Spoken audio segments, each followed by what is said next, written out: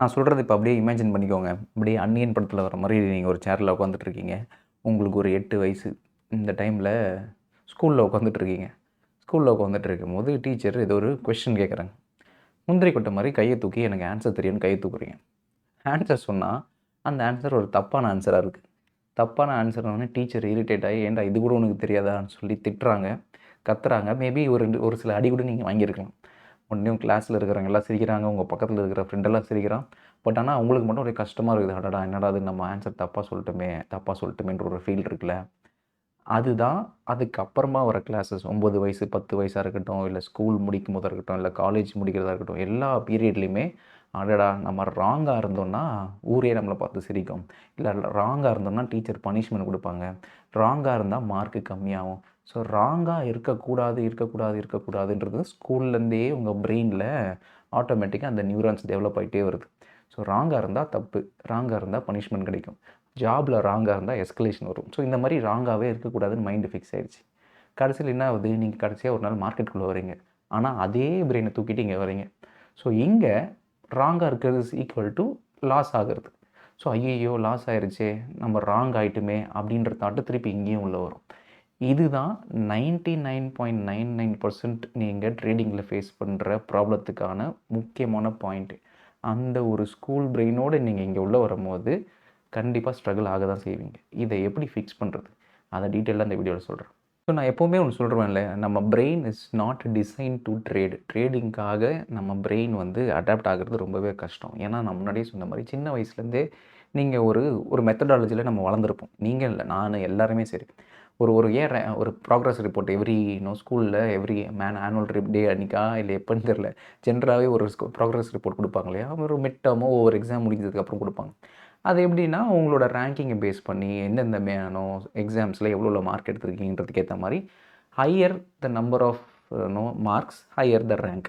So அந்த ranking மெக்கானிசம்ல ஆரம்பிக்கிற ஒரு விஷயம், ஒவ்வொரு விஷயமா ப்ராக்ரஸ் ஆகுது. நீங்க அதிகமா கட் ஆஃப் எடுத்தா தான் இன்ஜினியரிங் சீட்டு. இன்ஜினியரிங்ல ஒரு கேம்பஸ் இன்டர்வியூ அட்டெண்ட் பண்ணணும்னா, அதில நீங்க மார்க் அதிகமா ஸ்கோர் பண்ணணும். அப்பதான் வந்து ஒரு இன்ஜினியரிங் முடிச்சு நீங்க வேலைக்கு போ முடியும்.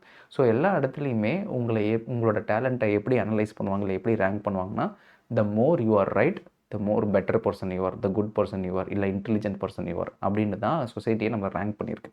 ஸோ அதனால என்ன ஆகுதுன்னா, நம்ம always we want to be ரைட்ன்றதுக்கான பிரிஃபரன்ஸ் தான் நம்ம பிரெயின் எப்பவுமே குடுக்கும்.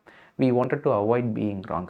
ஸோ அந்த தாட் ப்ராசஸ்ல மார்க்கெட்குள்ள வரும்போது, மார்க்கெட் இஸ் டோட்டலி டிஃபரெண்ட்.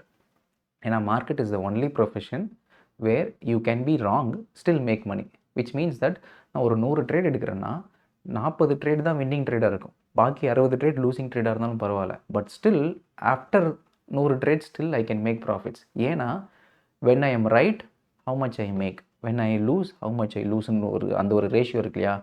அத வச்சு தான் உங்களோட ஓவரால் ட்ரேடிங் ரிசல்ட்டே இருக்க போகுது. ஸோ நான் 100 ட்ரேட் எடுக்கிறேன்னா, அதில ஒரு 40 ட்ரேடு பெரிய வின்னிங் ட்ரேட்ஸா இருக்கும். 1:2 ரிஸ்க் ரிவார்ட், 1:3 ரிஸ்க் ரிவார்ட் ரேஷியோல இருக்கும். பாக்கி 60 ட்ரேடு நான் சின்ன சின்ன லாஸஸ் ஃபேஸ் பண்றேன். அப்படின்னா என்ன ஆகும்? ஆஃப்டர் 100 ட்ரேட் ஸ்டில் நான் ப்ராஃபிட்டபிள் ட்ரேடர் தான். பட் ஆனா, அஸ் பெர் அந்த ஸ்கூல் மெமரி படி, இல்ல நான் 60 ட்ரேட் லாஸ் தான் எடுத்திருக்கிறேன். பாக்கி 40 ட்ரேட் தான் நான் ப்ராஃபிட் எடுத்திருக்கிறேன். So I am associating myself to a failure அப்படின்னு ஒவ்வொரு ட்ரேட் எடுக்கும்போதும் நம்ம பிரெயின் சொல்லும். அடடா! இந்த ட்ரேட் ஸ்டாப் லாஸ் ஹிட் ஆயிடுச்சு. நாளைக்கும் ஸ்டாப் லாஸ் ஹிட் ஆயிடுச்சு. அடடா! Back to back 3 stop loss hit ஆயிடுச்சே! அப்படின்ற மாரி ஒரு விஷயம் வர உங்க பிரெயின் வந்து நீங்க ஃபெயிலியர் ஆயிட்டீங்கன்னு சொல்லிட்டே இருக்கு. அதனால தான் வந்து நம்மளால ஒரு 4 ட்ரேட், 5 ட்ரேட் லாஸ் ஆனா கூட 6வது ட்ரேட் எடுக்கிறதுக்கு நம்ம மைண்ட் ஏன் தயங்குதுன்னா, we are associating our self. அடடா! நான் ராங் ஆயிட்டேனே! நான் ரைட்டா இருந்திருக்கணுமே! அப்படின்ற ஒரு விஷயம் உள்ள வருது. இங்க ரைட்டா, ராங்கான்றது மார்க்கெட்ல முக்கியமே இல்ல. ப்ராஃபிட் எடுத்தோமா இல்லையா, after law of large numbers, after so many trades. அதுதான் முக்கியம். ஸோ நம்ம நெறைய வாட்டி சொல்றோம் இல்லையா, நான் ஸ்டாப் லாஸ் அந்த இடத்துல இருக்கு சார். நான் ஸ்டாப் லாஸ் வரும்னு தெரியும். இருந்தாலுமே அந்த ஸ்டாப் லாஸ நான் மதிக்கல. நான் இல்ல பரவாயில்லன்னு சொல்லி ரிமூவ் பண்ணிட்டேன். கடைசியில பார்த்தா மார்க்கெட் அன்னைக்குன்னு பார்த்து பயங்கரமா கீழ போயிடுச்சுன்னு. இதுக்கான மேஜர் ரீசனே ஸ்டாப் லாஸ் ஹிட் ஆயிருச்சுன்னா, மார்க்கெட் என்ன சொல்லுது? யூ ஆர் ராங்குன்னு சொல்லுது. உங்க பிரெயின் என்ன சொல்லுது? No, no you should not be ராங்குன்னு சொல்லுது. அதனால நான் லாஸ் எடுக்கவும் நான் தயங்கல. ஆனா, I don't want to be ராங்ன்றதுல தான் நான் ரொம்ப குறிக்கோளா இருக்கிறேன். அப்படின்றதுனாலயே நீங்க அந்த ஸ்டாப் லாஸ அவாய்ட் பண்றீங்க. ஸோ நெறைய பேரு இந்த ஒரு விஷயத்தினால தான் திருப்பி ரிவெஞ்ச் ட்ரேடிங்குள்ள போறாங்க. ரிவெஞ்ச் ட்ரேடிங்குள்ள போகும்போது என்ன ஆகுது? அடடா! நம்ம ஒரு ஸ்டாப் லாஸ் அன்னைக்கு போடாம விட்டுட்டோம். லாஸ் ஆயிருச்சு. அத விட்டத எப்படியாவது புடிக்கணும்னு சொல்லி ஆவரேஜ் டவுன் பண்ணுவோம். ஏன்னா again you wanted to prove in your brain I wanted to be right. எப்படியா இருந்தாலும் இந்த மார்க்கெட் ரிவர்ஸ் ஆயிரும்னு சொல்லி திருப்பி ரிவெஞ்ச் ட்ரேட் பண்ணுறது, இல்லை ஓவர் ட்ரேடிங் பண்ணுறது, இதெல்லாம் ஒன்று ஒன்றா உள்ளே வரதுக்கான காரணம் என்னென்னா, நான் வந்து கம்ப்ளீட்டாக I don't want to be ராங்குன்றது ஒன்று ஸ்ட்ராங்காக நம்ம பிலீவ் பண்ண ஆரம்பிச்சிடும். ஸோ மார்க்கெட்டுக்குள்ளே வரீங்கன்னா கண்டிப்பாக பீயிங் ராங் இஸ் நார்மல் அப்படின்றத நம்ம ஃபஸ்ட்டு மைண்டில் போய் ஆழ் மனசில் ஆணி அடித்த மாதிரி பதிய வச்சிடணும். நீங்கள் ஒரு ஸ்கூலில் ஒரு எக்ஸாம் எழுதுறீங்க, இல்லைனா காலேஜில் ஒரு எக்ஸாம் எழுதுறீங்க, எனி ஸ்பெசிஃபிக் செமஸ்டரோவில் எனி ஸ்பெசிஃபிக் எக்ஸாம், ஒரு 100 கொஷின்ஸ் இருக்குது. அந்த 100 கொஷின்ஸில் நீங்கள் ஆன்சர் பண்ணிகிட்டே வரீங்க. ஸோ எண்ட் ஆஃப் த 100 கொஷின்ஸில் அன்றைக்கி பேப்பர் வரும்போது நீங்கள் ஒரு 86 மார்க் அப்படின்னு சொல்லும் போது நீங்கள் ஹாப்பியாக தான் ஆவீங்க. ஏன்னா 100க்கு 86 எடுத்திருக்கீங்க. பட் யோசிச்சு பாருங்கள், உங்களோட பிரெயின் அன்றைக்கி அப்பப்போவே நீங்கள் ஒரு ஆன்சர் எழுதும் போதே ரிசல்ட் உடனே வந்துருச்சுன்னா, டீச்சர் அப்பயே இன்ஸ்டண்ட்டாக உங்களுக்கான ரிசல்ட் கொடுத்தாங்கன்னா எப்படி இருக்கும்? ஓகே, 100 கொஷின்ஸ் இருக்குது, நான் முதல் 10 கொஷின் எழுதுகிறேன், அந்த முதல் 10 கொஷினுக்குமே ஆன்சர் இமீடியட்டாக ராங்னு அதில் டிஸ்பிளே ஆகிற மாதிரி வச்சுட்டாங்கன்னு வச்சுக்கோங்க, நம்ம மைண்டு பயப்பட ஆரம்பிச்சிடும். அடடா 10 கொஷின் ராங் ஆகிடுச்சுன்ட்டு. பாக்கி இருக்கிற 90 கொஷின் ரைட்டாக இருந்தால் கூட உங்கள் மைண்டு பயப்பட ஆரம்பிச்சிடும். அடடா ராங் ஆகிடுச்சு, கண்டிப்பாக 11வது ராங் ஆகிடுச்சுன்னா என்ன பண்ணுறது, அடடா இந்த எக்ஸாமில் ஃபெயில் ஆகிட்டா என்ன பண்ணுறது, என் கெரியர் போயிட்டா என்ன பண்ணுறது, செமஸ்டரில் பேக் டு பேக் அரியர்ஸ் வச்சுட்டா என்ன பண்ணுறதுன்னு ஒவ்வொன்றா வர ஆரம்பிக்கும். ஏன்னா ஒவ்வொரு கொஷினுக்கான ஆன்சரு நீங்கள் எழுதி முடித்தவனே அதுக்கு மார்க்கு கரெக்டாகி உங்களுக்கு மார்க் கொடுக்கணுமா இல்லையான்றது உடனே ரிசல்ட்டாக வந்துருச்சுன்னா எவ்வளோ கஷ்டமாக இருக்கும். நமக்கு அந்த கஷ்டம் இல்லை. ஏன்னா நம்ம எழுதி சப்மிட் பண்ணிடுறோம், கடைசியாக டீச்சர் வந்து கடைசியாக தான் கொடுக்குறாரு அந்த 100 மார்க்குக்கு இது தாண்டா அவங்களோட மார்க்குன்ட்டு. அதுதான் இங்கே ட்ரேடிங்கும் நடக்குது. ட்ரேடிங்கில் பொறுத்த வரைக்கும் நீங்கள் வந்து 100 ட்ரேடில் தான் பார்க்கணும். ஸோ அந்த முதல் ஒரு ட்ரேடோ இல்லை 2வது ட்ரேடோ லாஸ் ஆகிறதுனால அடடா நம்ம ஒரு லூசிங் ட்ரேடர் ஆகிட்டோமே, கடைசியாக இன்னொரு இந்த ட்ரேட் எடுக்க முடியலையே, அடுத்த ட்ரேட் எடுக்க முடியலையேன்னு உங்கள் பிரெயின் ஏன் சொல்லுதுன்னா, you are giving importance to each and every mark. இங்கே நீங்கள் உட்காந்தது 100 மார்க் கொஷின் 100 மார்க்குக்கு எழுதுறதுக்கு முதல் 10 மார்க்கு தான் முதல் 10 கொஷின் தான் எழுதிருக்கீங்க. பாக்கி இன்னும் 90 கொஷின் இருக்குல்ல, அதை தான் ஃபோக்கஸ் பண்ணணும்.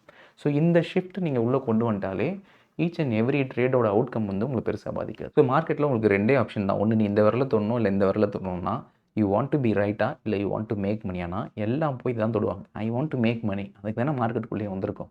பட் ஆனால் எதுக்கு வந்தோன்றதே மறந்துடும். ஏன்னா end of the day I want to make மணியை விட ஐ வாண்ட் டு பி ரைட்டுன்றதுக்கான இம்பார்ட்டன்ஸ் ஆட்டோமேட்டிக்காக பிரெயின் கொடுக்க ஆரம்பிக்கும் போது நம்ம ப்ராசஸ்லேருந்து டிவியேட் ஆகிறோம், ஸ்டாப் லாஸை ஒழுங்காக மதிக்க மாட்டோம், ஓவர் ட்ரேட் பண்ணுறோம், ரிவெஞ்ச் ட்ரேட் பண்ணுறோம். இது எல்லாத்துக்கான ரீசன் என்னென்னா, ஐ want to prove that I am right அப்படின்ற ஒரு விஷயத்தை உங்களோட ஐடென்டிட்டியை ஃபஸ்ட்டு தூக்கணும்.